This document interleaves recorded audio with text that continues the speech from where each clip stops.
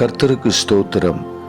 இன்றைய நீதிமொழிகள் அதிகாரம் 1 வசனம் 33.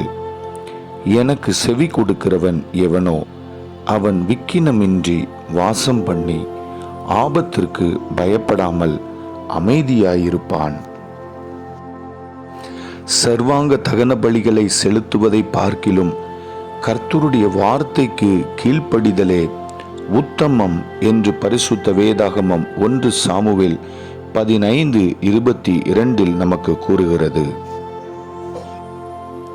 கர்த்தருடைய வார்த்தைக்கு நாம் கீழ்ப்படுகிற பொழுது நம்மிலும் பலவான்களாயிருக்கிற பலத்த சத்துருக்களும் பகைஞர்களும் நமக்கு எதிராக புறப்பட்டு வருகிற ஆபத்து நாளிலே கர்த்தர் நமக்கு ஆதரவாய் இருப்பார் என்று 2 சாமுவேல் 22:19 நமக்கு காண்பித்து கொடுக்கிறது. சங்கீதம் 37:19 சொல்லுகிறது, ஆபத்து காலத்திலே நாம் வெட்கப்பட்டு போகாதிருந்து பஞ்ச காலத்திலே திருப்தி அடையும்படிக்கு கர்த்தர் நம்முடைய வாழ்க்கையிலே அற்புதங்களை செய்வார்.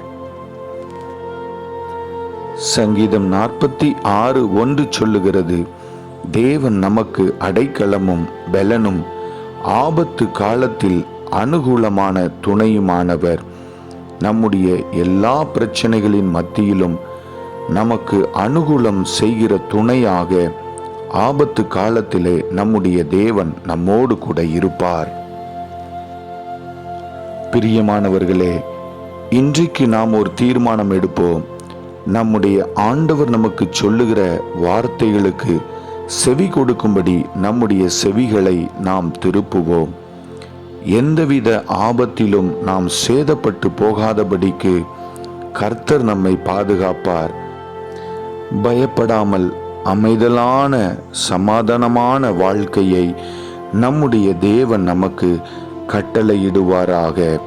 கர்த்தருடைய கிருபை நம்மோடு கூட இருப்பதாக. ஆமென்.